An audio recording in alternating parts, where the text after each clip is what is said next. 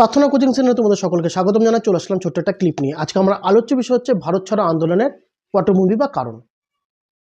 ভারতের স্বাধীনতা সংগ্রামের ইতিহাসে যতগুলি আন্দোলন হয়েছে তার মধ্যে অন্যতম উল্লেখযোগ্য আন্দোলন ছিল এই ভারত ছাড়ো আন্দোলন।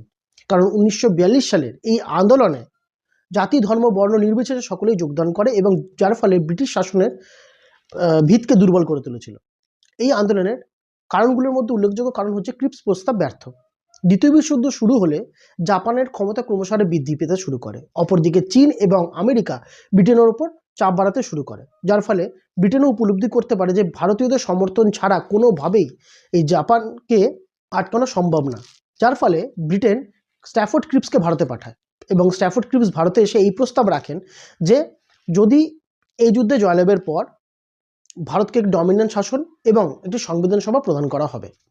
কিন্তু স্ট্যাফোর্ড ক্রিপসের পাতা ফাঁদে জাতীয় কংগ্রেস এবং মুসলিম লীগ উভয়ই পা রাখে না, যার ফলে স্ট্যাফোর্ড ক্রিপস ক্রিপসের এই প্রস্তাব ব্যর্থ হয়। অপরদিকে মুসলিম লীগ এবং জাতীয় কংগ্রেস উভয়ই গণ আন্দোলন অনুভব করতে শুরু করে, যার ফলে ভারত ছাড়ো আন্দোলনের সূত্রপাত ঘটে। নেক্সট হচ্ছে জাপানের ক্ষমতা বৃদ্ধি। দ্বিতীয় বিশ্বযুদ্ধ শুরু হওয়ার পর থেকে জাপানের ক্ষমতা ক্রমশ বৃদ্ধি পেতে শুরু করে।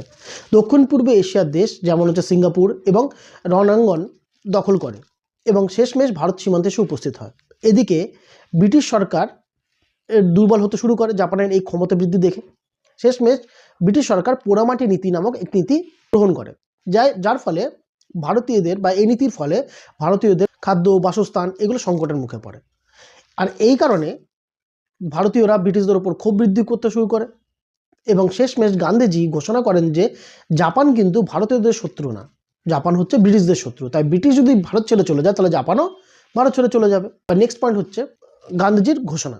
গান্ধীজি হরিজন পত্রিকায় ঘোষণা করে যে যেহেতু ব্রিটিশরা ভারতীয়দেরকে জাপানের আক্রমণ থেকে রক্ষা করতে ব্যর্থ হচ্ছে, তাই ব্রিটিশদের উচিত ভারত ছেড়ে চলে যাওয়া। 1942 সালে মুম্বাই শহরে এই ভারত ছাড়ো আন্দোলনের প্রস্তাব গৃহীত হয় আর এই প্রস্তাবে গান্ধীজির ওপর দায়িত্ব পড়ে, মানে এই আন্দোলনের দায়িত্ব গিয়ে পড়ে গান্ধীজির ওপর। শেষমেশ 1942 সালের 8ই আগস্ট গান্ধীজি ঘোষণা করেন যে পূর্ণ স্বাধীনতার ঘোষণা করেন এবং ডু অর ডাই কথাটি বলেন। আর এইভাবেই ভারত ছাড়ো আন্দোলনের সূত্রপাত হয়।